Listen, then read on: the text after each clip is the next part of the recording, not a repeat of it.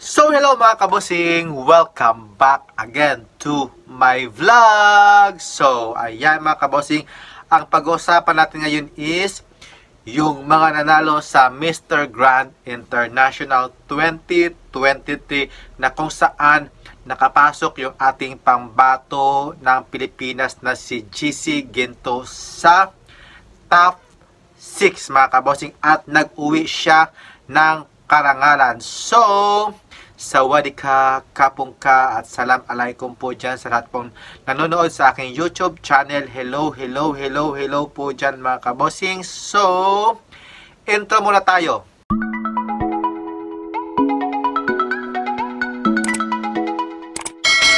So, welcome back again to my vlog mga kabosing. So, first today's video mga kabosing is yung pag-uusapan natin is yung Mr. Grand International 2024 na kung saan doon ginanap sa bansang Spain mga kabosing. So, kasi na-late na ako ng pag-congratulate sa mga winners ng Mr. Grand International. So, magbibideo muna ako ngayon mga kabosing.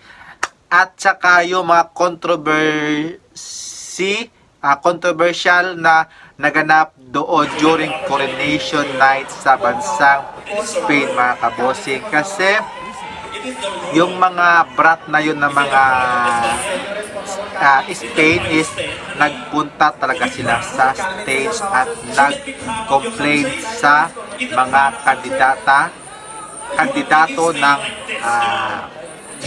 patimpalak na iyon na kung saan na hindi nakapasok sa top 6 yung si Mr. Spain mga kabosing. So doon talaga sila nag-iskandalo sa stage mga kabosing, pero hindi yun pinakita sa live, during live mga kabosing, kasi kakahirap makasik. Pero meron doon sa insiders na nag-video talaga yung mga misosology na about nangyari doon sa issue ng mga umakyat yung mga audience talaga mga kabosing, at nagtatalak-talak sila doon.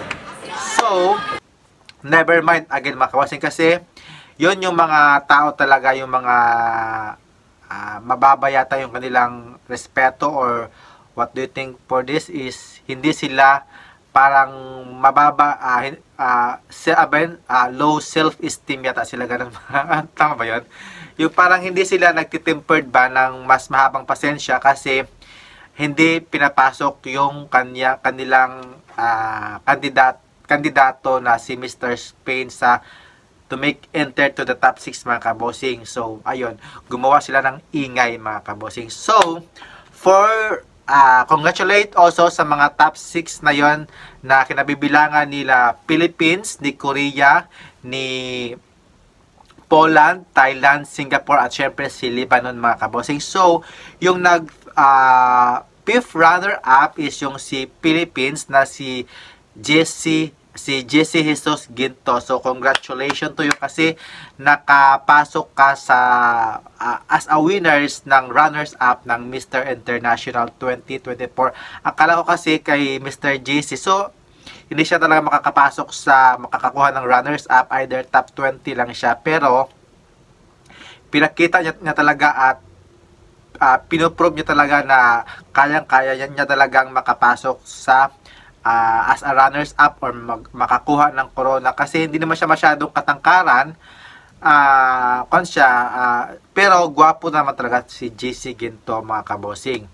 So, congratulations to you. At syempre sa fourth runner-up naman na si Mr. Korea, for my final review is pang number 7 ko yata siya, pero naka fourth runner-up siya. Ayan mga kabosing. At syempre the third runner-up is yung si Mr. Poland. Si Mr. Poland ata nakapasok sa akin sa top 16, pero hindi ko siya pinapasok pero sa coronation night na nagiging third runner-up siya mga kabosing. At syempre yung sa second runner-up naman is yung si Thailand mga kabosing. So si Thailand sa akin is pang number 4 siya sa akin, pero dito na second runner-up. So sa ranking number 3 siya mga kabosing. So, congratulations sa aking winners. Nakapasok siya.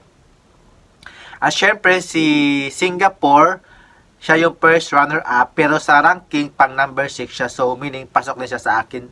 Pasok din siya sa top 6, si Singapore. Pero nag-first runner-up si Singapore. Pero yung pangalawa, yung si Mr. si Brazil, hindi talaga siya nakapasok sa top 6 sa finals, pero nag-top 10 yata si Brazil. Pero, yun, sad to say, naloka talaga ako doon sa result kasi yung aking yung si Mr. Brazil hindi nakapasok sa top 6 mga kabosing at kukuha ng mga runners up, top 10 lang siya mga kabosing. So for the winners is syempre siya din yung winners ko sa aking final prediction is yung si Mr. Lebanon mga kabosing. So ito kasi si Mr. Lebanon, so sobrang ganda ng kanyang mata at syempre sobrang pogi din ito ni Mr. Lebanon mga kabosing. So I don't know kung go na go talaga siya sa mga activities niya, pero deserve naman talaga ni Mr. Lebanon na makuha yung corona bilang isang Mr. Grand International. So for the second time nag-top 10 lang siya for the top 20, but for the second time around is nakakuha na siya ng corona si Mr. Lebanon mga kabosing. So congratulations sa mga winners at sa mga nakapasok sa top 10 at sa top 20. Congratulations also mga kabosing. So what do you think mga kabosing? Deserve ba talaga ni Mr. Lebanon yung